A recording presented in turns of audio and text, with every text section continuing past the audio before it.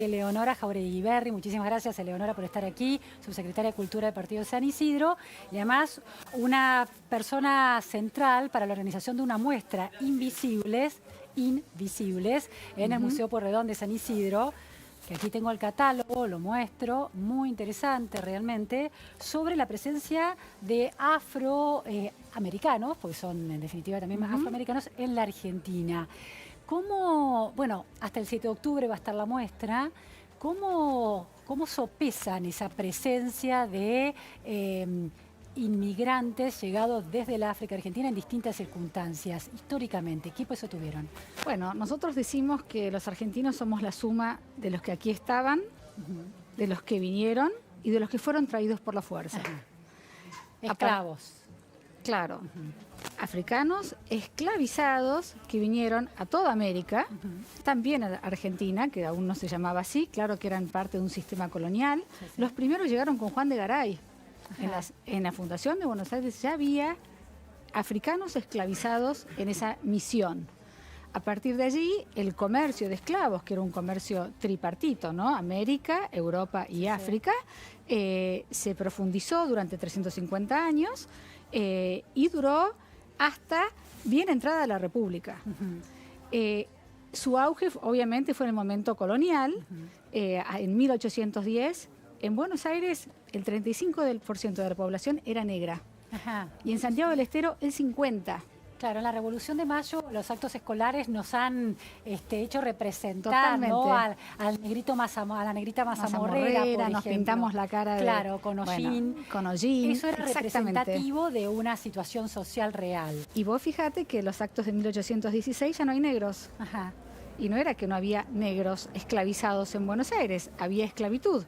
En 1813 se dicta la libertad de vientres, pero recién la disconstitución de los 53 abole la esclavitud, y en Buenos Aires recién en 1861 cuando se une a la Confederación. ¿Qué pasó? O sea, seguían estando, eran generalmente, o sea, todos los que llegaron estaban esclavizados. No hubo otra manera de inmigración o alguna ola inmigratoria por algún motivo, no. Ninguna. Entraban sobre todo por Brasil por tierra o al puerto de Montevideo. Había en Buenos Aires 3 mercados esclavistas, Plaza San Martín, Parque Lezama y la Aduana Vieja. Allí se remataban según sus habilidades y su estado físico, se armaban inclusive lotes. Estas personas eran no solamente esclavizadas, sino, digamos, despojadas de sus nombres, de sus lenguas, de sus vínculos familiares, de su religión, de todo. De su cultura, sus tradiciones. De su cultura, de sus tradiciones.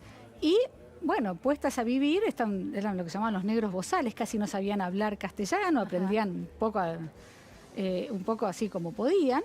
Y bueno, y no solamente eran domésticos, como la tradición historiográfica argentina nos quiere contar, sino que también, por supuesto, morían en el campo y en todo tipo de trabajos forzados. Aparte, no eran un grupo homogéneo. ¿Por qué? Porque una cosa era ser esclavo de una persona muy rica y otra muy distinta era ser un esclavo doméstico de una clase media que los tenía como símbolos de estatus, pero por ejemplo no tenía previsto su alimentación. ¿Y cómo se las rebuscaban entonces? Bueno, tenían una vida acotada, forzada. Esteban Echeverría cuenta en El Matadero esa famosa escena de la negra que va a juntar las vísceras, que es lo que nadie come, y se las guarda en el pecho. Así. Debemos decir que una de las grandes herencias que tenemos de los afrodescendientes fue este amor por las achuras, que nació como una historia muy triste. Claro, era con la manera de subsistir, era lo único a lo que podían acudir, comían las sobras. Lo que nadie más quería. Claro, la basura, lo que no y se los famosos vendedores de mazamorra eran también estos esclavos que, como no estaba previsto su supervivencia, salían después de trabajar a ser vendedores ambulantes. Y con eso, con lo que ahí rescataban, comían.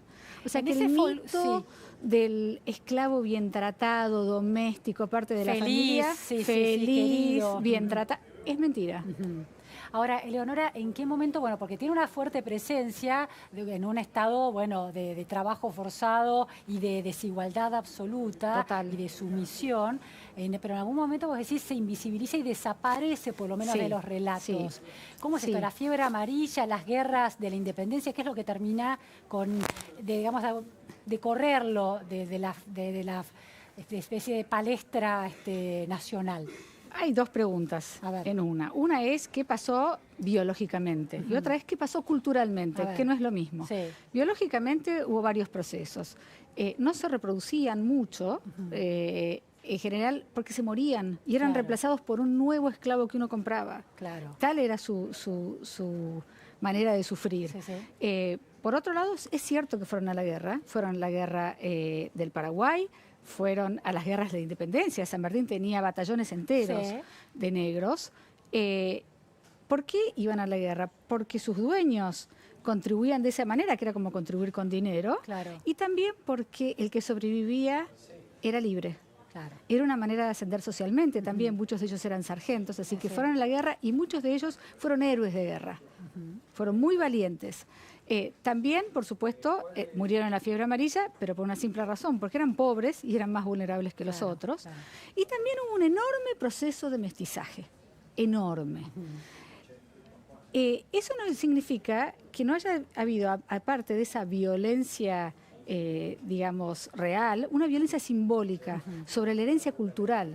Claro, eso lo biológico está Una cosa claro, es lo biológico, que también sufrió un enorme proceso de mestizaje, por muchísimas razones, pero también hubo una violencia simbólica de silenciamiento de esa herencia cultural. No era valorada esa herencia cultural. Exactamente.